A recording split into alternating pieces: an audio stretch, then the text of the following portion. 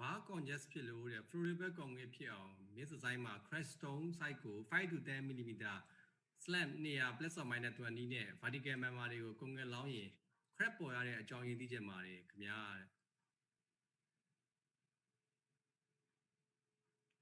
ဘာဒီကယ်မှာဆိုတော့ခုနကကျွန်တော်တို့ပြောခဲ့တဲ့ဘောတွေပေါ့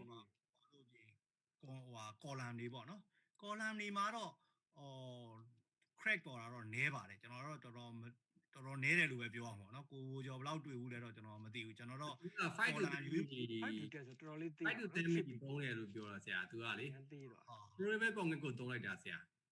အဲ့တော့ဘောလုံးနည်းနည်းများပုံရတယ်နော်သူကcrack ပေါ်တယ်ကျွန်တော်5 to 10ဆိုတော့နော်10 minute ဒီ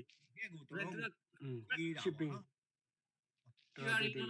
လုံးတလာပေါ့နော်ဆရာနော်လောင်းပြီးသွားပြီဆိုရင်နောက်ရက်မှာတခါတည်းပြန်ပြီးတော့ mix design ကြောင်းဆိုတော့အဲ့ဒါကြတော့နည်းနည်းဟိုအချက်လက်ကလေကျွန်တော်ထပ်ကြည့်မှသိမယ်ဗျာသူကနော် mix design ကရောဘယ်လိုလုပ်လဲပေါ့ဟိုတဲကြောက်သေးလို့ဒီ flow ပဲဖြစ်လို့ကြောင်းတော့မဖြစ်နိုင်ဘူးတခြားအကြောင်းတွေရှိမယ်ထင်တယ်လေဟုတ်ကဲ့ဟုတ်ဘီလာမီ content ဘလောက်ပါခဲ့လို့နော်ဒါအသေးစိတ်တီးမှကျွန်တော်တို့အများတယ်ဆိုကြရchemical ကြောင့်ဖြစ်ချင်းဖြစ်မဖြစ်ရေ water cement ratio များရင်လည်းသူက shrinkage crack တွေကပေါ်နိုင်တာပေါ့နော်ရေများတယ်ဆိုရင်လည်းဒါမျိုးတွေကအများကြီးရှိတယ်shrinkage crack နည်းနည်းလှုပ်တာတို့ဘာလို့ဒါမျိုးလည်းဖြစ်နိုင်တာပေါ့လေဟောဆရာသူကအောက်မှာဆက်ပြီးတော့မေးထားတယ်ဆရာသူပဲဖြည့်ဆိုမေးရတယ်ဟောအဲ့သူကကြောက်ကို slant 200 plus or minus 20နဲ့ column တွေ wall တွေမှာ vertical crack တမီတာလက်ဝင်းကျင်လောက်ဖြစ်နေလို့tested pass တာ crack ပေါ်တဲ့အကြောင်းရင်းကကြောက်ဆိုင်ကြောင့်လား mix design ကြောင့်လား ready made concrete ကြောင့်လား structure design ကြောင့်လား structure design ကြောင့်တော့ဖြစ်နိုင်ခြင်းမရှိဘူးပေါ့နော်အပေါ်မှာလုပ်တယ်မလားသေးဘူးဆိုတဲ့သဘောမျိုးပဲကျွန်တော်ကစဉ်းစားလို့ရမှာဆိုတော့လေမှန်တယ်အဲ့တော့ဖြစ်နိုင်တာကတော့ခုနကကျွန်တော်ပြောတယ်ကော်လန်တော့မဖြစ်နိုင်ဘူးเนาะကော်လန်မှာတမီတာကြားဖြစ်နေတယ်ဆိုတော့မဖြစ်နိုင်ဘူးပေါ့လေ vertical crack ကတော့ကော်လန်ကတော့တမီတာ2မီတာတဲ့လက်ဝင်းကျင်လောက်ဝေါ်တွေမှာတော့ဖြစ်နိုင်ပါတယ်ဝေါ်တွေမှာဖြစ်တာတော့ခုနကျွန်တော်တို့ပြောခဲ့တဲ့ဟာတွေပါပဲပေါ့လေဝေါ်တွေမှာတော့ shrinkage ကြောင့်ဖြစ်ဖို့များတယ်ကျွန်တော်ထင်တာသူ flow ပဲဆိုတော့လေ cement content လည်းများပုံရတယ်ကြောက်ကလည်းသေးတယ်ဆိုတော့လေအဲ့တော့ဖြစ်နိုင်တာကတော့ဒီ shrinkage ကြောင့်ဖြစ်နိုင်တယ်เนาะနောက်တစ်ချက်ကကွန်ကရစ်ကအရန်ပြော့တယ်ဆိုတော့လေဒီတန်ချောင်းနဲ့ non-shrink မသုံးလို့လားများလားမသိဘူးเนาะ cement non-shrink ကတော့ကျွန်တော် ground လုပ်တဲ့နေရာမှာပဲသုံးလို့ရှိပါတယ်ဒီကတော့ ယူကတော့ရိုးနေပဲလို့သုံးရအောင်ဟုတ်သူကအရန်သေးတာဟုတ်ဆရာကြီးဟုတ်တယ်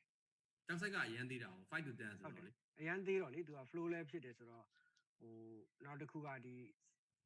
shrinkage လားနောက်ပြီးတော့ဒီ cover ပေါ့เนาะကျွန်တော်ဒီတန်ချောင်းဟိုအဲ့ရာပါကြည့်မှသိမယ်ဗျကျွန်တော်ဒီအဲ့ရာကတန်ချောင်းအတိုင်းလိုက်ရင်လေဒီ cover မလောက်တာလည်းဖြစ်နိုင်တယ်လို့နောက် vibrator ထိုးတဲ့အချိန်မှာညာတန်ချောင်းနဲ့ဒီ cover နည်းပြီးထိတာเนาะညာတွေကတော့ဆရာဦးစက်တူပါလေ sorry ဆရာဦးစက်နယ်လေကျွန်တော်ကဒီ miss မှာ normal concrete မှာပေါ့နော်ဒီလိုမျိုး5 mm လောက်တုံးတဲ့ဟာမျိုးတွေကိုသုံးလို့ရနိုင်လားပေါ့နော်သုံးတဲ့ဆိုရင်ကျွန်တော်ထင်တယ်ဒီ shrinkage မှာပြဿနာတက်မယ်ထင်တာပဲဟုတ်တယ်အဲကြောင့်သေချာတော့ပြန်ကြည့်မှရမယ်တော့ဟို trial မှာလည်း pass ဖြစ်တယ် trial ကတော့ strength အနေနဲ့တော့ရပါ pass ကတော့ strength ကို pass ပါတော့ pass ဖြစ်တာပြောတာနေမှာပေါ့နော်ကျန်တာတော့ကိုပဲ pass ဖြစ်မှာကျန်တာက pass ဖြစ်တယ်လေကျန်တာတော့မဖြစ်နိုင်ဘူးပေါ့ဟိုကျန်တာတော့ကျွန်တော်တို့ကိုဟန်ဝင်းအောင်ကြီးကျွန်တော်တို့ ਨੇ လေထပ်ပြီးတော့စိတ်ဝင်စားပါတယ်ကျွန်တော်နော်အသေးစိတ်လေးထပ်ပြီးတော့